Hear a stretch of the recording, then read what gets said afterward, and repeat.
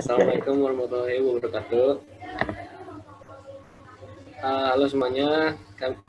Kami hari ini akan menjelaskan tentang analisis data. Nama kami beranggota Zidan Bernardi, absen 40. Indra Feder Hadiana. Aril Arif Fadila, absen 10. Akila Syarfasya, absen 8.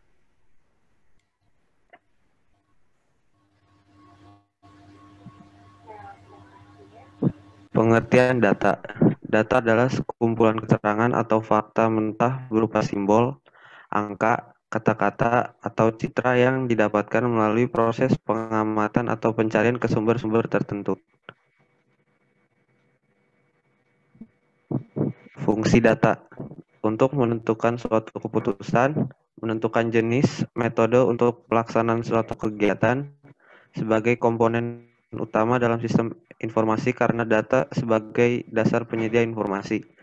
Menentukan kualitas informasi yang cepat, akurat, dan relevan. Untuk mengatasi suatu kerangkapan data atau bisa disebut redundansi data. Untuk menghindari terjadinya suatu inkonsistensi data. Untuk mengatasi suatu kesulitan dalam mengakses data, untuk menyusun sebuah format yang standar dari suatu data, dan lain-lain.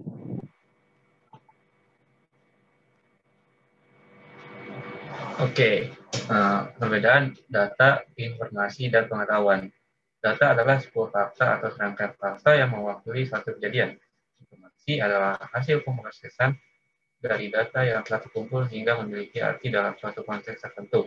Pengetahuan adalah hasil pengolahan informasi sehingga menjadi bermanfaat. Data dapat berubah menjadi informasi. Informasi tersebut yang berupa angka-angka atau fakta-fakta.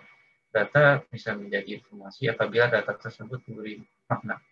Informasi tercipta jika data dinilai melalui berbagai cara, antara lain pengkategorisasian, penyaringan, atau penyusunan. Sedangkan pengetahuan merupakan informasi yang telah dievaluasi, disusun, atau dikelola untuk diterapkan dalam bentuk keputusan atau memahami suatu konsep.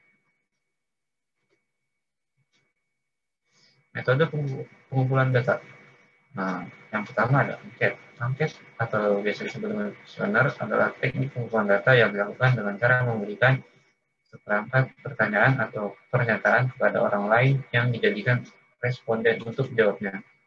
Observasi merupakan salah satu teknik pengumpulan data yang tidak hanya mengukur sikap dari responden, wawancara, dan angket, namun juga dapat digunakan untuk berbagai fenomena yang terjadi, seperti situasi atau kondisi.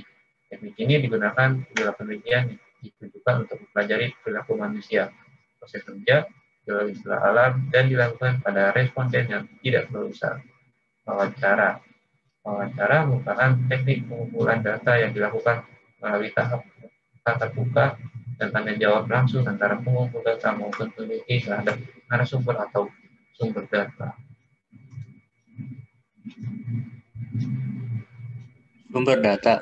Sumber data terbagi menjadi dua, yaitu data primer dan data sekunder. Data primer adalah data yang diperoleh peneliti secara langsung dari tangan pertama, sementara data sekunder adalah data yang diperoleh peneliti dari sumber yang sudah ada. Contoh data primer adalah data yang diperoleh dari responden melalui kuesioner, kelompok fokus, dan panel, atau juga data hasil wawancara peneliti dengan narasumber. Contoh data sekunder, misalnya catatan atau dokumentasi perusahaan berupa absensi, ganjil, laporan keuangan publikasi perusahaan, laporan pemerintah, data yang diperoleh dari majalah, dan lain sebagainya.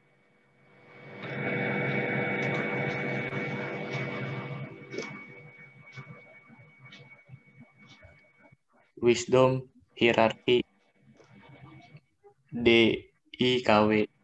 DIKW merupakan suatu konsep yang menjadi pilar dasar dari The Nature of Information and Knowledge, atau sifat pembawaan tentang informasi dan pengetahuan, di mana dengan adanya perkembangan zaman, maka The Nature of Information and Knowledge melahirkan banyak disiplin, ilmu atau teori, seperti teori komunikasi, kepustakaan, cognitive science, pengetahuan memahami fenomena empiris, teori organisasi, dan teori manajemen.